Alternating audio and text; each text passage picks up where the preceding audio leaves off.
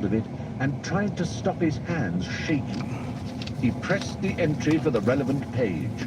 The screen flashed and swirled and resolved into a page of print. Arthur stared at it. "It doesn't have an entry," he burst out. Ford looked over his shoulder.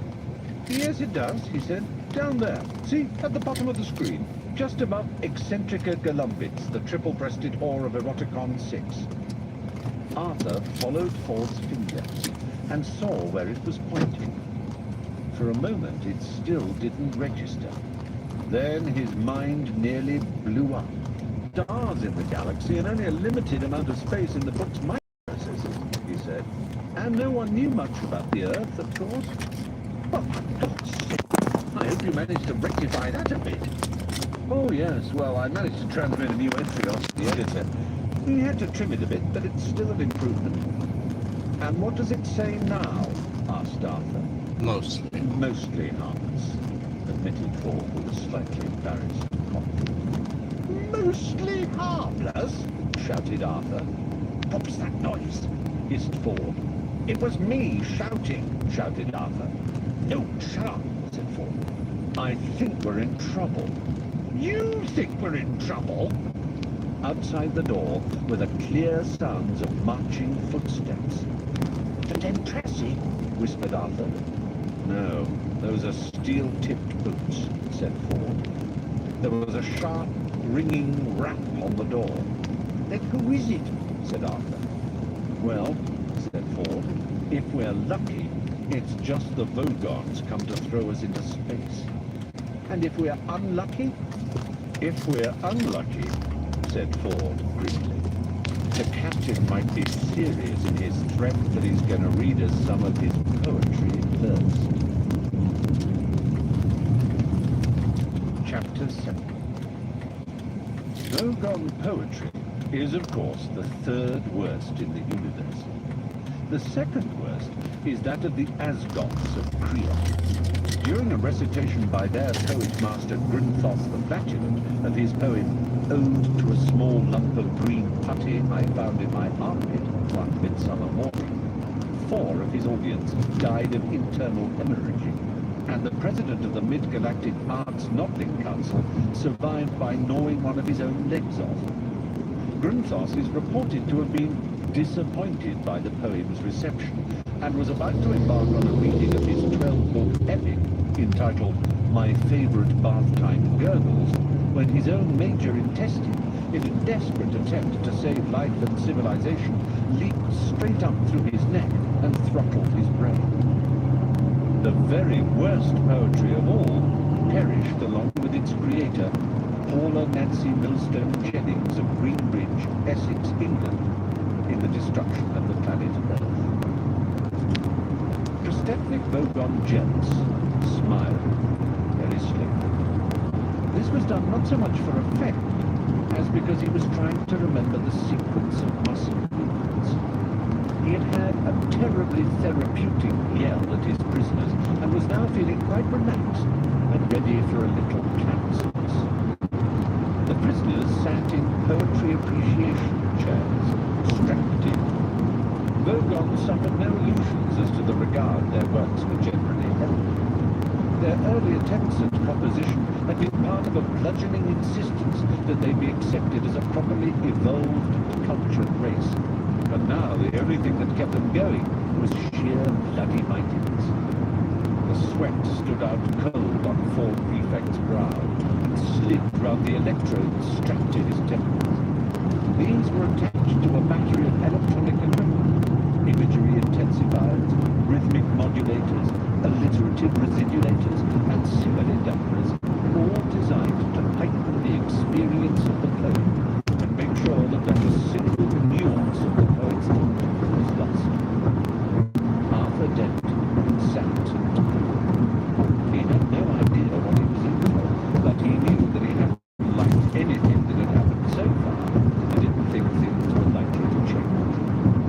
The Vogon began to read a fetid little passage of his own devising.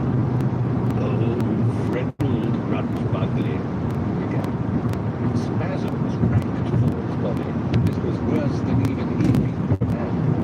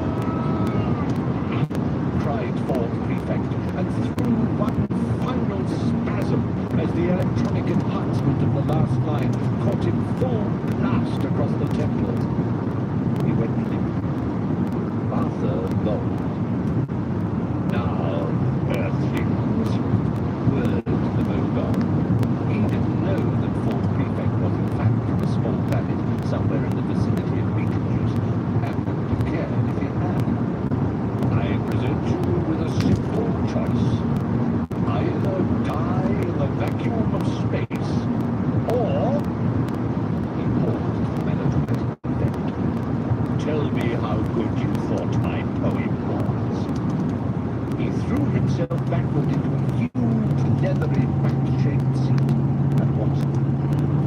He did the smile again. Ford was rasping for breath. He rolled his dusty tongue round his parted mouth and moaned.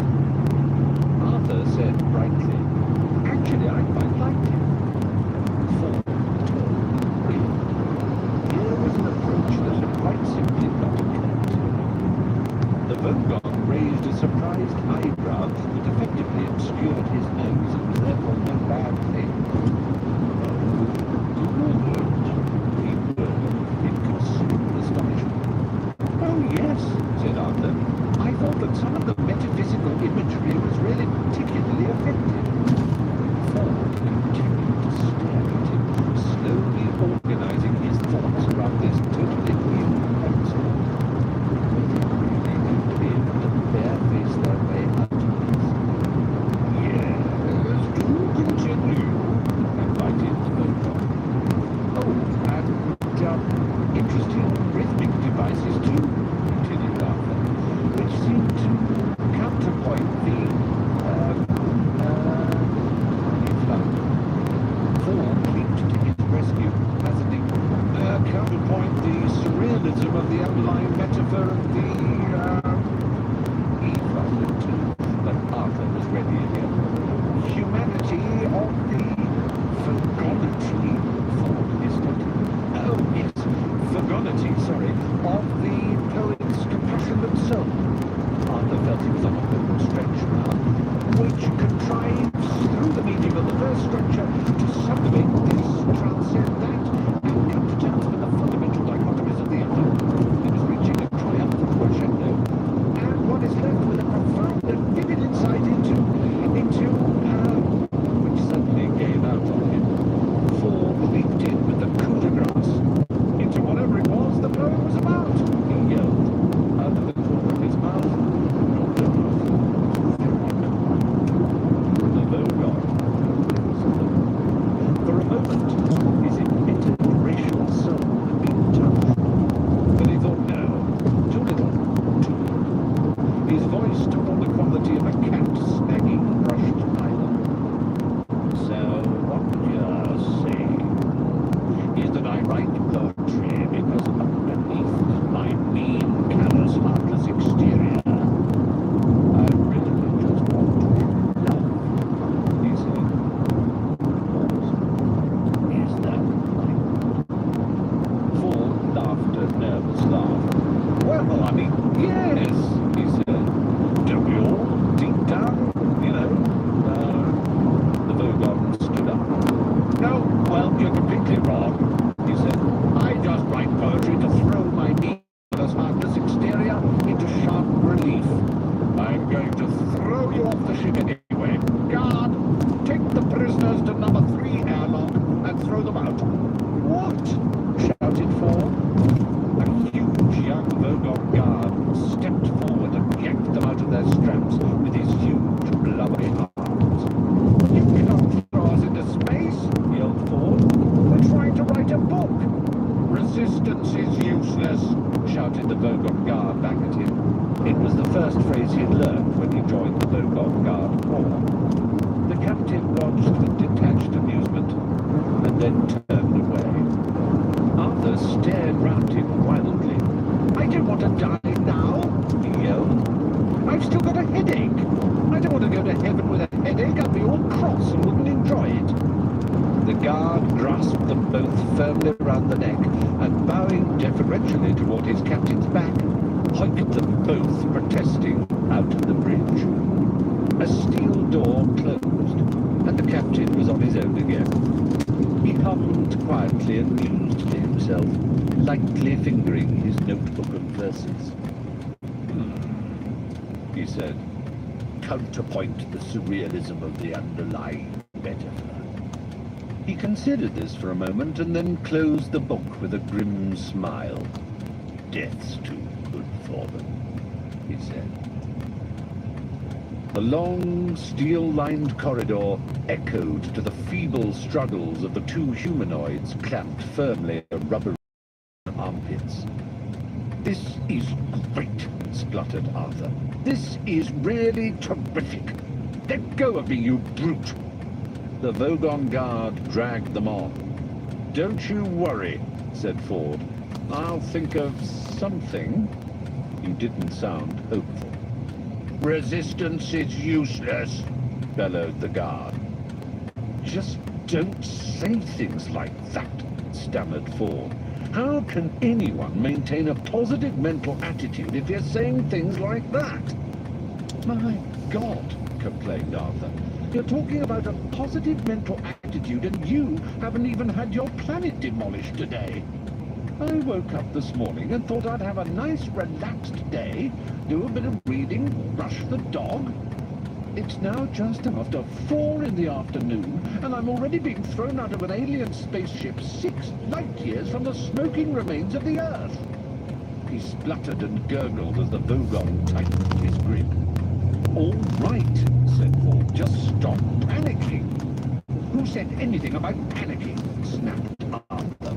"This is culture shock. You wait till I've settled down into the situation and found my bearings. Then I'll start panicking." "Arthur, you're getting hysterical. Shut up." Ford tried desperately to think, but was interrupted by the guard shouting again. "Resistance is useless." "And you can shut up as well," snapped Ford. "Resistance is useless." "Oh, give it a rest," said Ford. He twisted his head till he was looking straight up into his captain's face. A thought struck him. "Do you really enjoy this sort of thing?" he asked suddenly. The Vogon stopped dead, and a look of immense stupidity seeped slowly over his face. "Enjoy?" he murmured. "What do you mean?" "What I mean," said Ford, "is does it give you a full, satisfying life? Stomping around, shouting, pushing people out of spaceships." The Vogon stared up at the low steel ceiling, and his eyebrows almost rolled over each other. His mouth slapped. Finally he said, "Well, the hours are good." "They'd have to be," agreed Ford. Arthur twisted his head round and looked at Ford. "Ford, what are you doing?" he asked in an amazed whisper. "I'm just trying to take an interest in the world around me, okay?" he said. "Well, the hours are pretty good then," he resumed. The Vogon stared down at him as sluggish thoughts moiled around in the murky dots. "Yeah," he said, "but now you come to mention it, most of the actual minutes are pretty lousy. Except," he thought again, which required looking at the ceiling, "except some of the shouting I quite like." He filled his lungs and bellowed, "Resistance is..." "Sure, yes," interrupted Ford hurriedly. "You're good at that, I can tell. But if it's mostly lousy," he said, slowly giving the words time to reach their mark, "then why do you do it? What is it? The girls? The leather? The machismo? Or do you just find that coming to terms with the mindless tedium of it all presents an interesting challenge?" Arthur looked backward and forward between them. Backward. Said the guard. I don't know. I think I just sort of do it, really. My aunt said that a spaceship guard was a good career for a young Vogon. You know, the uniform, the low-slung stun-ray holster, the mindless tedium. "There you are, Arthur," said Ford, with the air of someone reaching the conclusion of his argument. "You think you've got problems?" Arthur rather thought he had. Apart from the unpleasant business with his home planet, the Vogon guard had half throttled him already, and he didn't like the sound of being thrown into space very much. "Understand his problem," insisted Ford. "Here he is, poor lad, his entire life's work is stamping around, throwing people off spaceships, and shouting," added the guard. "And shouting, sure," said Ford, patting the blubbery arm clamped round his neck in friendly condescension. And he doesn't even know why he's doing it. Arthur agreed this was very sad. He did this with a small, feeble gesture, because he was too asphyxiated to speak. Deep rumblings of amusement came from the guard. Well, now you put it like that, I suppose. Good lad, encouraged Ford. But all right, went on the rumbling.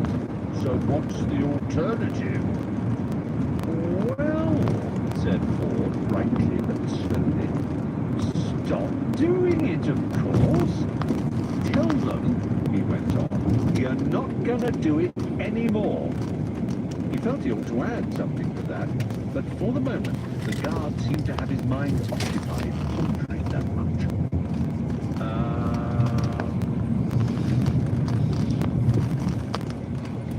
Said the guard. Well, that doesn't sound that great to me. Ford suddenly felt the moment slipping away. Now, wait a minute, he said. That's just the start, you see. There's more to it than that, you see. But at that moment, the guard renewed his grip and continued his original purpose of lugging his prisoners to the airlock. He was obviously quite touched. No, I think if it's all the same to you, he said, I'd better get you both shoved into this airlock and then go and get on with some other bits of shouting I've got to do. It wasn't all the same to Fort Prefect at all. Come on now, but look, he said less slowly, less brightly.